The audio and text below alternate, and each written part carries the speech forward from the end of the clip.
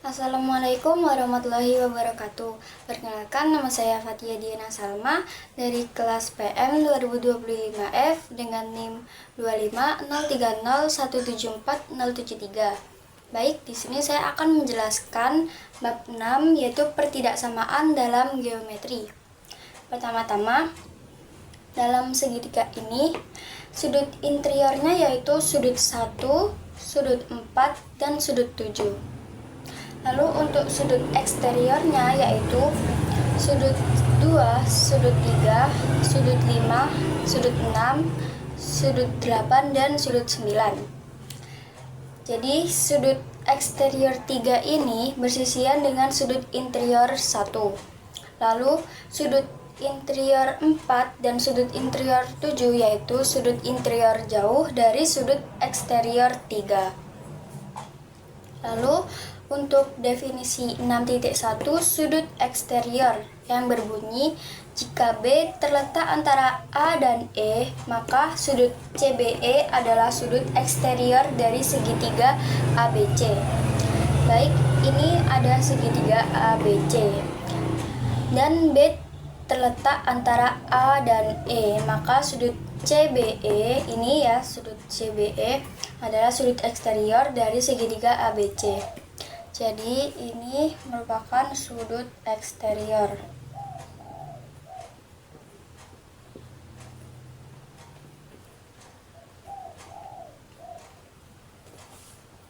Nah, dari penjelasan tadi, maka interior yaitu semua titik di dalam sisi-sisi sudut dan eksterior yaitu semua titik di luar sisi-sisi sudut. Dan selanjutnya yaitu ada teorema 6.1 sudut eksterior yang berbunyi sudut eksterior dari segitiga lebih besar dari salah satu sudut interior jauh yang lain. Nah, diketahui segitiga ABC dan eksteriornya yaitu sudut BCD. Gambarnya seperti ini, ada segitiga ABC dan eksteriornya yaitu sudut BCD eksteriornya. Lalu akan dibuktikan bahwa besar sudut BCD ini lebih besar dari besar sudut ABC. Lalu untuk pembuktiannya, yang pertama yaitu misal E titik tengah dari ruas garis BC. Ini dari teorema 1.5 yang berbunyi setiap ruas garis mempunyai tepat satu titik tengah. Jadi E ini titik tengah antara BC. Lalu ruas garis BE itu kongruen dengan ruas garis CE dari definisi titik tengah. Jadi ruas garis BE ini kongruen dengan ruas garis CE. Lalu buat F perpanjangan garis AE sehingga ruas garis EA itu sama dengan ruas garis EF. Ini dari teorema 1.4, teorema penempatan titik. Jadi F sebagai perpanjangan AE. Lalu didapat ruas garis EA itu sama dengan ruas garis EF. Selanjutnya yaitu sudut BEA kongruen dengan sudut CEF. Ini dari mana? Karena bertolak belakang. Jadi sudut BEA ini BEA kongruen dengan sudut CEF. Ya, kongruen dengan CEF. Lalu segitiga BEA kongruen dengan segitiga CEF dari sisi sudut sisi. Jadi segitiga BEA ini kongruen dengan segitiga CEF karena ada sisi sudut sisi, sisi sudut sisi. Selanjutnya yaitu sudut ABC kongruen dengan sudut ECF, atau besar sudut ABC sama dengan besar sudut ECF. Jadi besar sudut ABC ini sama dengan besar sudut ECF.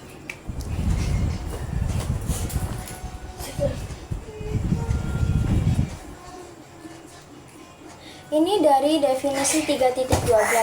Jika sisi-sisi yang bersesuaian itu kongruen, maka sudut-sudutnya juga kongruen. Lalu selanjutnya, besar sudut BCD itu sama dengan besar sudut ECF ditambah dengan besar sudut FCD. Dari mana? Dari penjumlahan sudut. Jadi, besar sudut BCD ini sama dengan besar sudut ECF ditambah dengan besar sudut FCD. Lalu besar sudut BCD itu sama dengan besar sudut ABC. Nah, ABC ini karena ini tadi sudah diketahui bahwa sudut ABC itu kongruen dengan sudut ECF. Jadi besar sudut BCD ini sama dengan besar sudut ABC ditambah besar sudut FCD dari yang sudah diketahui tadi. Selanjutnya yaitu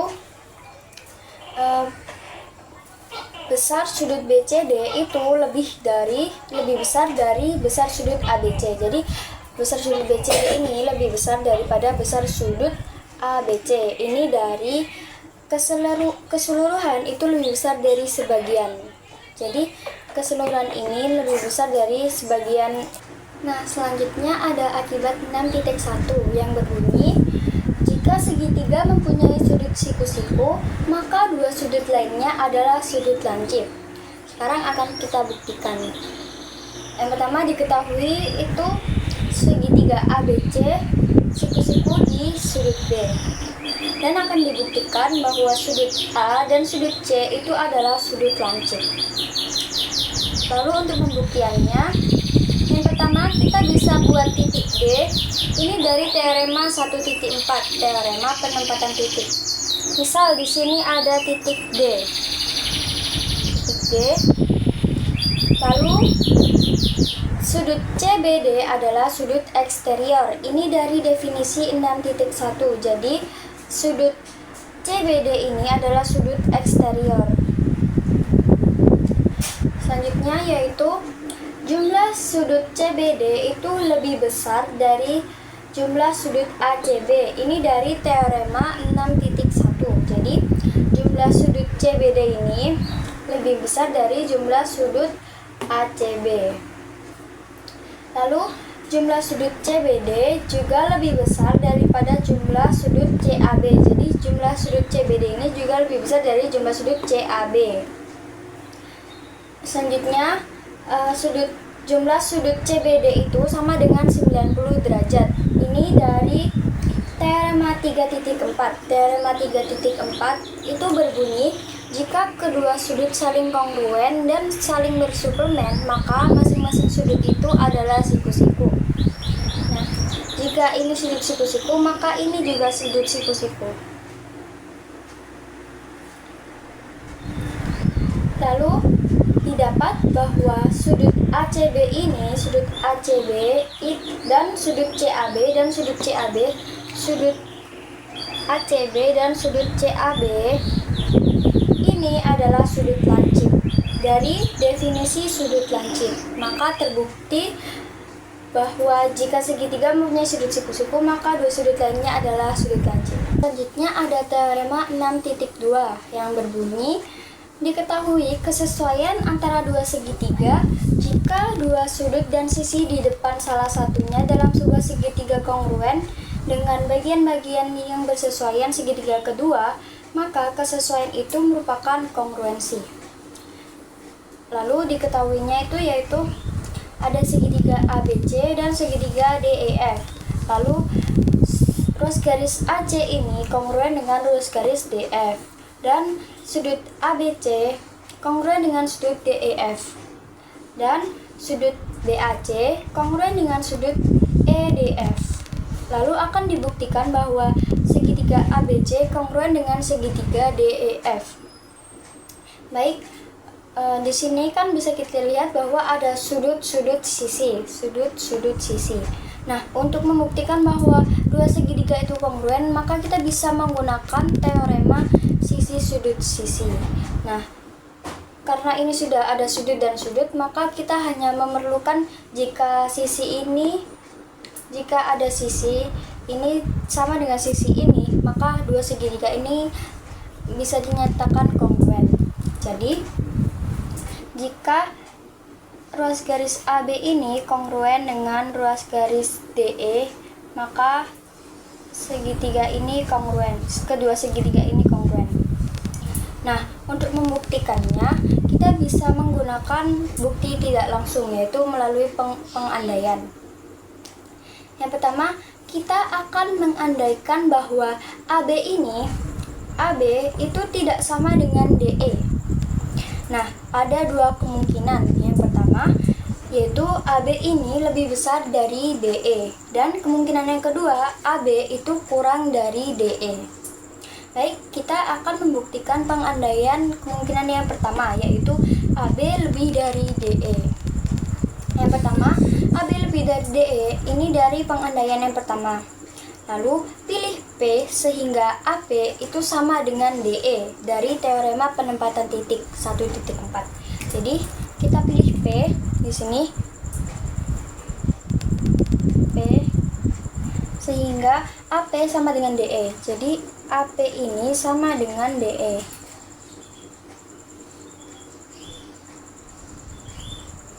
Nah, di sini didapat bahwa terdapat sisi sudut sisi. Maka segitiga APC ini kongruen dengan segitiga DEF dari teorema sisi sudut sisi. Selanjutnya yaitu sudut APC kongruen dengan sudut DEF. Jadi sudut APC ini kongruen dengan sudut DEF. Sudut APC yang ini kongruen dengan sudut DEF. Ini dari definisi 3.12 karena jika ada sisi-sisi yang bersesuaian maka sudut-sudut juga kongruen. Jika sisi-sisi yang bersesuaian ini kongruen maka sudut-sudutnya juga kongruen. Lalu sudut APC kongruen dengan sudut ABC. Sudut APC kongruen dengan sudut ABC. Kenapa? Karena sifat transitif. Tadi kan sudut ABC ini kongruen dengan sudut DEF. Ini dari yang diketahui. Sudut ABC kongruen dengan sudut DEF. Lalu sudut DEF kongruen dengan sudut APC. Ini sudut DEF kongruen dengan sudut APC. Maka sudut APC ini juga kongruen dengan sudut ABC. Lalu didapat hal ini kontradiksi dengan teorema 6.1. Nah, teorema 6.1 tadi, eksterior dari CPA itu lebih besar dari sudut ABC. Jadi, sudut CPA ini, eksterior dari sudut CPA, berarti kan ini, yang ini, itu lebih besar dari sudut ABC. Nah, tadi kan didapat bahwa sudut ABC ini kongruen sama dengan sudut ABC. Maka, hal ini kontradiksi dengan teorema 6.1. Jadi pengandaiannya salah, maka AB itu tidak lebih besar dari DE. Selanjutnya akan dibuktikan pengandaian kemungkinan yang kedua, yaitu AB kurang dari DE. Baik, yang pertama, AB kurang dari DE dari pengandaian yang kedua. Lalu pilih P sehingga AP itu sama dengan DE dari teorema 1.4, teorema penempatan titik. Misal di sini ada titik P. Titik P.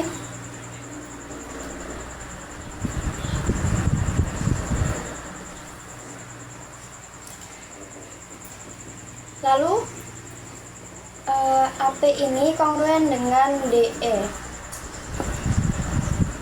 Dari definisi kekongruenan. Lalu segitiga APC itu kongruen dengan segitiga DEF. Dari mana? Dari teorema sisi sudut sisi, yaitu sisi sudut sisi. Sisi sudut sisi.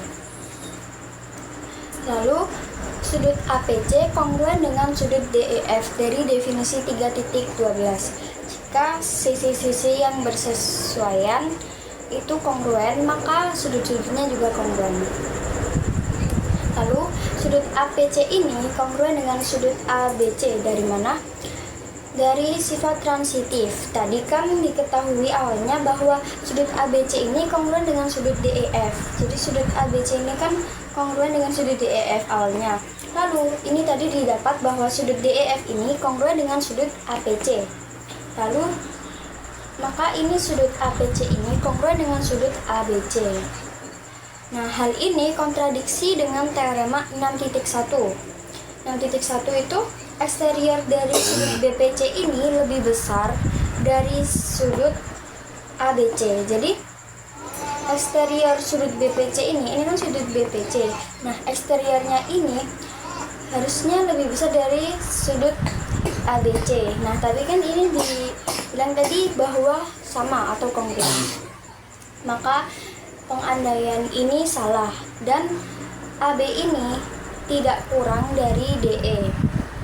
Nah, karena pengandaian pertama tadi AB itu tidak lebih dari DE dan pengandaian kedua ini AB tidak kurang dari DE, maka ruas garis AB itu sama dengan ruas garis DE. Sehingga segitiga ABC ini kongruen dengan segitiga DEF.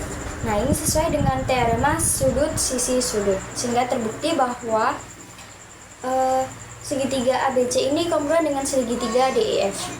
Selanjutnya yaitu ada definisi 6.2, jarak antara garis dan titik, yang berbunyi jarak antara garis dan titik yang tidak pada garis itu adalah panjang ruas garis yang tegak lurus dari titik ke garis itu. Jarak antara garis dan titik pada garis itu adalah 0. Jadi seperti ini gambarnya. Jarak antara garis dan titik yang tidak pada garis itu. Jadi ini ada garis L dan ini ada titik P yang tidak berada pada garis L. Lalu jarak antara garis dan titik ini adalah panjang ruas garis dari yang tegak lurus dari titik ke garis itu. Jadi jarak dari garis L ke titik P, L ke titik P ini yaitu sama dengan ruas garis KP. Ini ruas garis KP dan ini tegak lurus. Lalu untuk jarak antara garis dan titik pada garis itu adalah 0. Jadi misalkan ini garis M dan ini titik K. Jadi ini jarak dari garis M ke titik K itu adalah 0.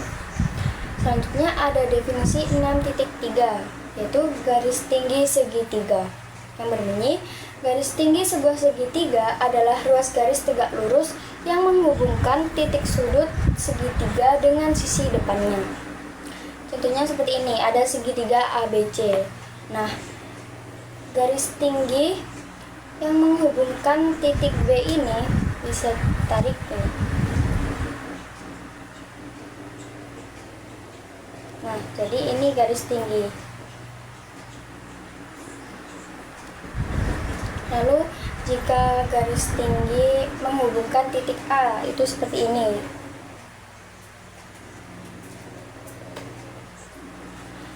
Dan untuk garis tinggi yang menghubungkan titik C yaitu misalkan seperti ini.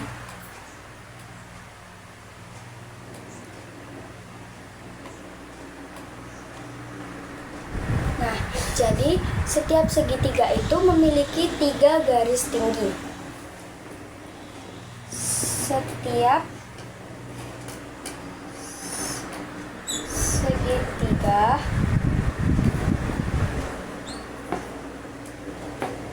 memiliki 3 garis tinggi.